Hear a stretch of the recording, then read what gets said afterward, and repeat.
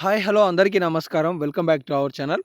తెలంగాణ రాష్ట్రంలో ఆసరా చేయూత అనే కొత్త పథకాన్ని కాంగ్రెస్ పార్టీ తెలంగాణ రాష్ట్రంలో అధికారం చేపడితే ప్రారంభించి ప్రస్తుతం 2016 పొందుతున్న వాళ్ళకి 4016 రూపాయలు, 4016 పొందుతున్న దివ్యాంగులకి 6000 రూపాయలు ఇస్తామని చెప్పి ఎన్నికల హామీలో మేనిఫెస్టోలో ప్రకటించారు.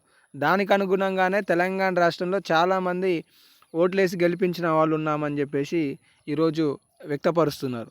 అయితే ఈ వీడియోలో రాష్ట్ర ప్రభుత్వం గతంలో చెప్పిన ఈ పథకానికి సంబంధించిన 4000 రూపాయలు, 6000 రూపాయలు ఏ నెలలో పెంపు చేయబోతున్నారు, అసలు చేస్తారా చేయరా, ఒకవేళ చేస్తే ఎప్పుడు ఇస్తారు, అలాగే కొత్త పెన్షన్లు ఎప్పుడు మంజూరు చేస్తారు, అలాగే ఈ మార్చికి సంబంధించిన నెల పెన్షన్ అందాల్సినది అంటే వాస్తవానికి ఇది ఎప్పటిది, ఫిబ్రవరిది, అది మార్చిలో ఎప్పుడు అందించబోతున్నారు అనే సమాచారాలు అన్నీ కూడా ఈ వీడియోలో మీకు వివరించే ప్రయత్నం చేస్తాను. వీడియోని చివరకు చూడండి. మీకు ఏమైనా డౌట్స్ ఉంటే కామెంట్ సెక్షన్లో కామెంట్ చేసే ప్రయత్నం చేయండి.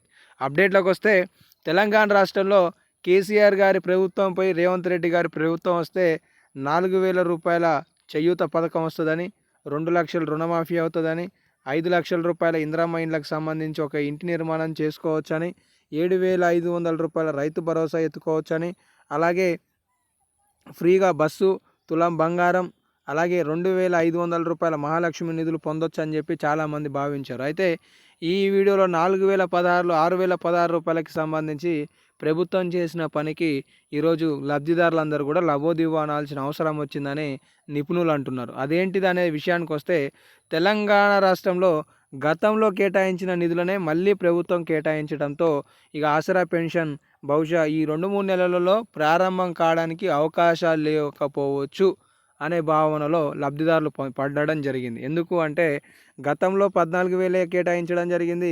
ఇప్పటి బడ్జెట్లో కూడా 14,000 కేటాయించడం జరిగింది. సో మొత్తం తెలంగాణ రాష్ట్రంలో 11 కేటగిరీల వాళ్ళు పెన్షన్లు పొందుతున్నారు.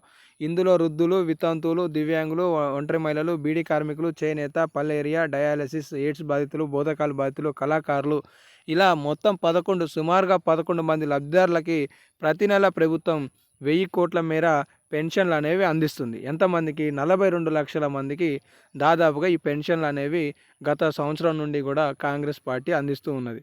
కానీ ఈ కొత్త బడ్జెట్లో 25,000 కోట్ల రూపాయల ప్రతిపాదనకి రాష్ట్ర ప్రభుత్వం ఓకే చెప్పి ఈ 4,000 రూపాయల పెన్షన్ ఇస్తుంది అని చెప్పి, 6,000 రూపాయల పెన్షన్ ఇస్తుంది అని చెప్పి అందరూ భావించారు. కానీ బడ్జెట్లో నిధుల కేటాయింపు జరగలేదు కాబట్టి ఈ పెన్షన్ల ప్రక్రియ మరి కాస్త ఆలస్యం అయ్యే అవకాశాలు ఉన్నాయనేది ఈ సందర్భంగా మీకు విశ్లేషణాత్మకతో సమాచారం అయితే అందిస్తున్నాను.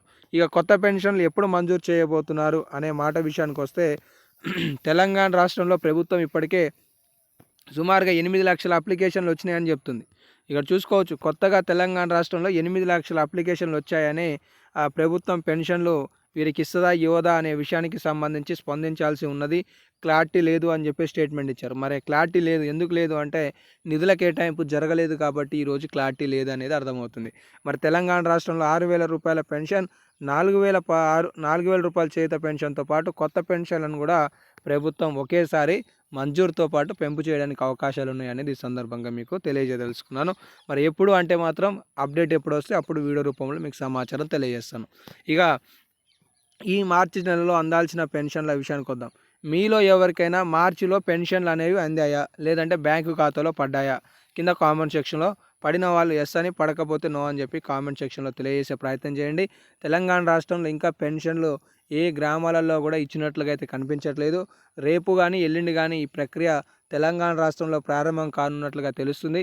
ఒకవేళ అప్డేట్ రాగానే తదుపరి వీడియోలో తెలియజేస్తాను. మొత్తానికైతే తెలంగాణ రాష్ట్రంలో మనకు తెలిసిన కొన్ని లేటెస్ట్ అప్డేట్స్ అయితే ఇవి ఉన్నాయి. ఇంకేమైనా అఫీషియల్ లేటెస్ట్ అప్డేట్స్ వచ్చినా కూడా మీకు తెలియజేస్తుంటాను కాబట్టి మిస్ కావద్దు అనుకుంటే సబ్స్క్రైబ్ చేసుకొని ఫాలో అవుతుండండి. ధన్యవాదాలు.